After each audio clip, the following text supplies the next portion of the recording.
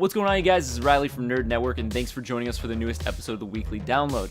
This week is going to be slightly different format-wise in the fact that instead of covering multiple topics, we're actually going to be covering just one.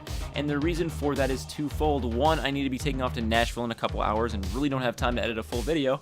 But another reason is because we had a major piece of news dropped on us earlier this week that we'd like to cover more in depth than we usually do on our topics.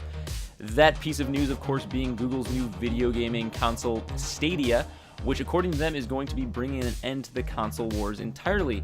Now, how true that is remains to be seen, but let's cover it, so sit down, plug in for this week's episode of the Weekly Download.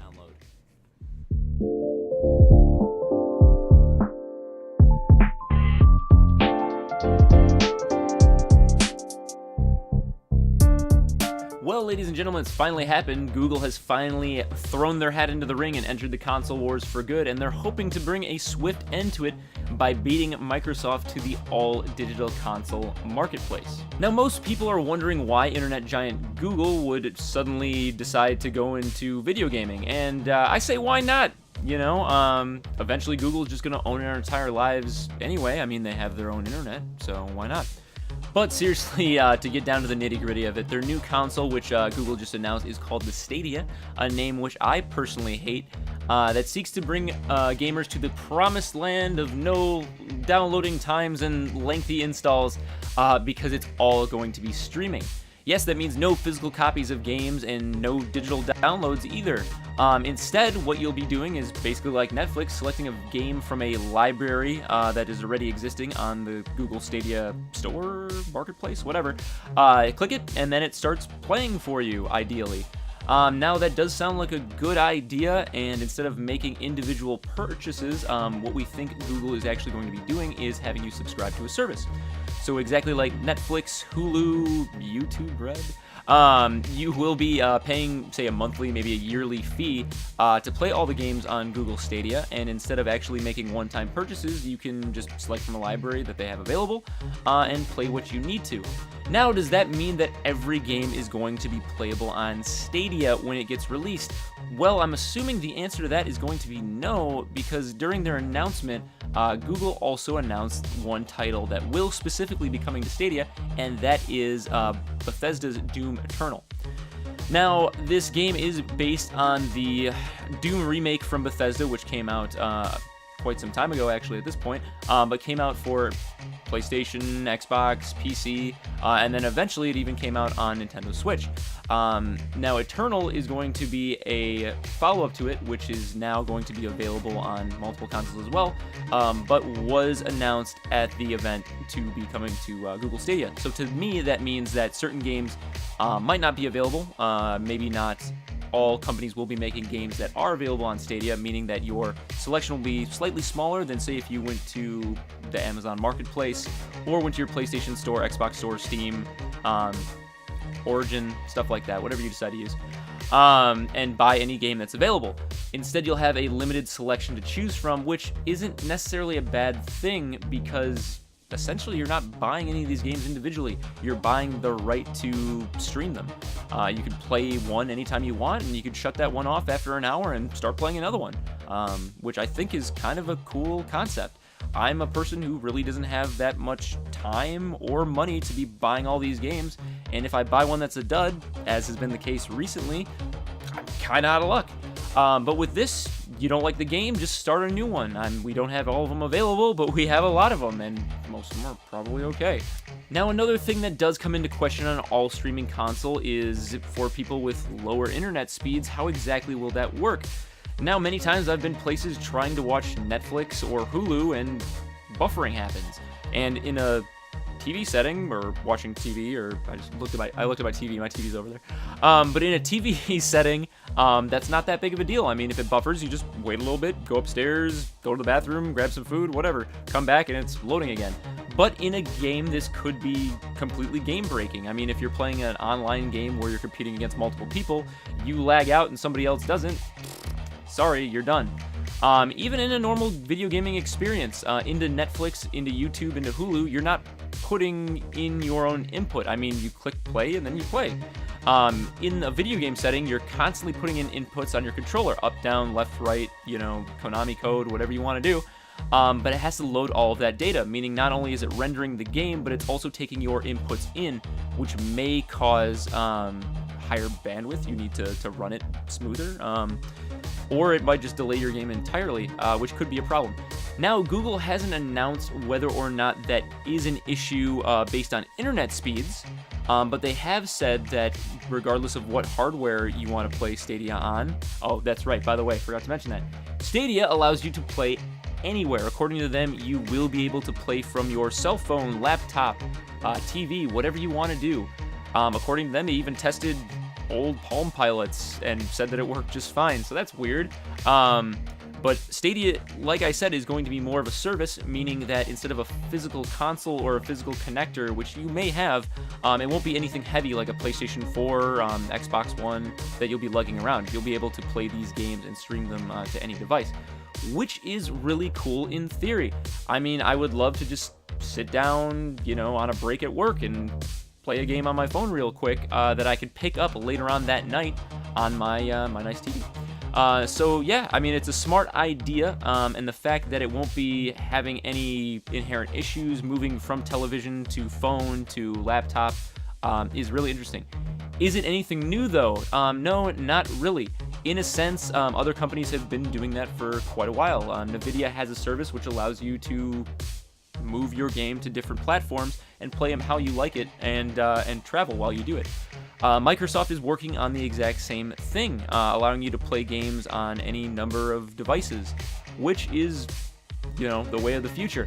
However, if Google does it right, they might beat everybody else to the punch. They might get all of the viewership for a couple different reasons. If they get a good library of games that you're able to stream without having to pay more money than buying those games individually, it's a real win for them. I mean, if you can win me over by having me pay $20 a month rather than, say, buying 3 indie games that are going to cost me $45, I mean, that's a pretty good deal. Another cool thing that was talked about at the Stadia announcement was the fact that viewership is really going to play an important role in the Stadia system.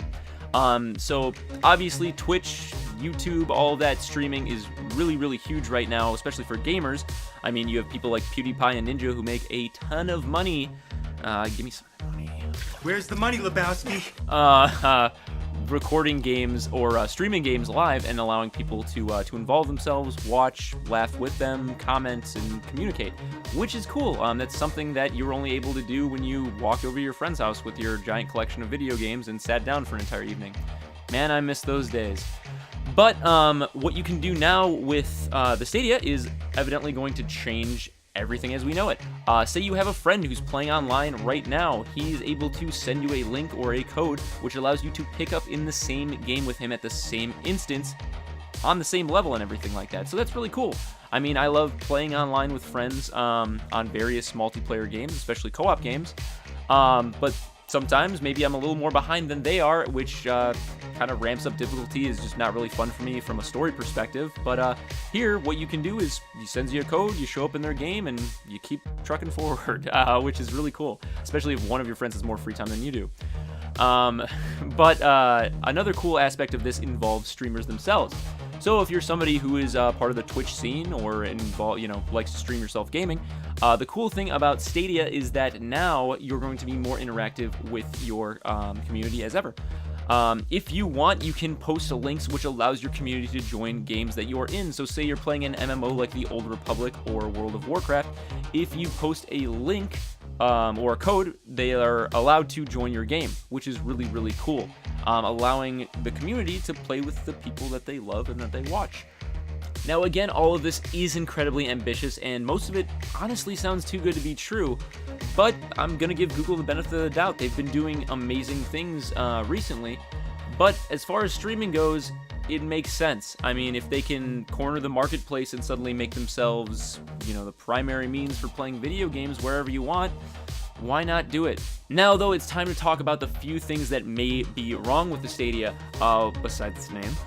One of the things is going to be that there is no modding available in Stadia's network.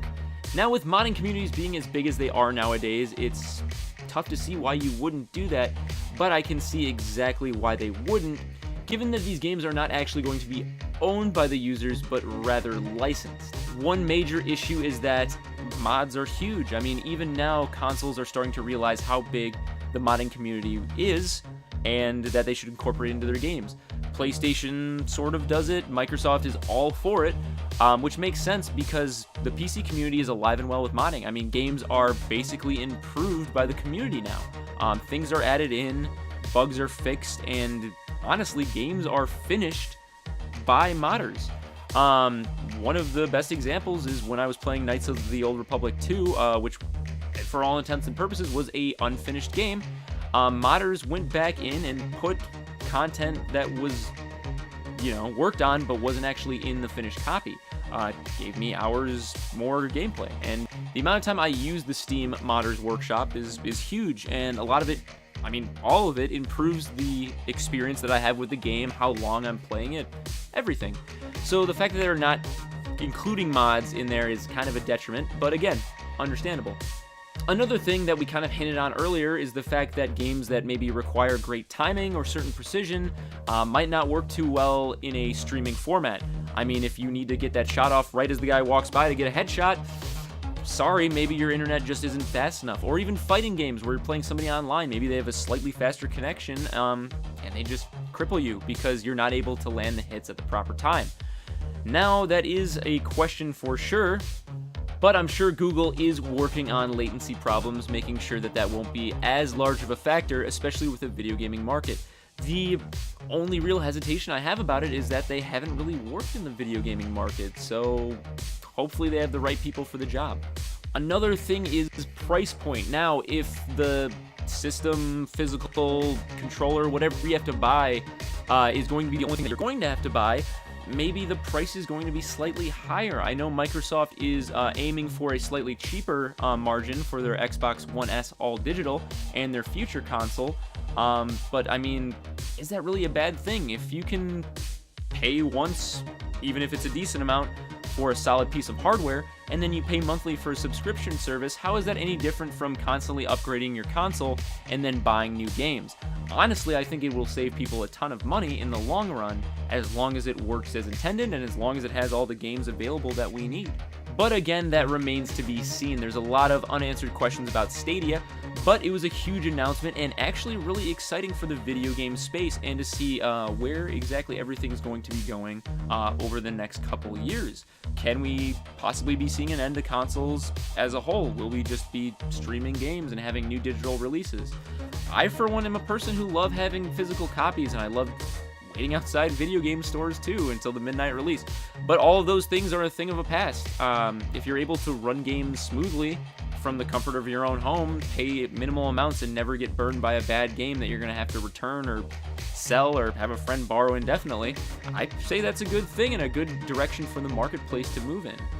Anyway, we would definitely like to know what your thoughts are on the Google Stadia and whether or not this is the future of video gaming in general. Be sure to comment below, drop us a like if you enjoyed the video, and hey, be sure to subscribe to our channel. If you would like to check out other episodes of the weekly download from past weeks, we do have a playlist with all of those in there. Definitely do check that out. And make sure you subscribe and hit that bell notification icon so that you can catch every future episode as well. Once again, this has been Riley, and thanks again for sticking with us. We'll catch you next time.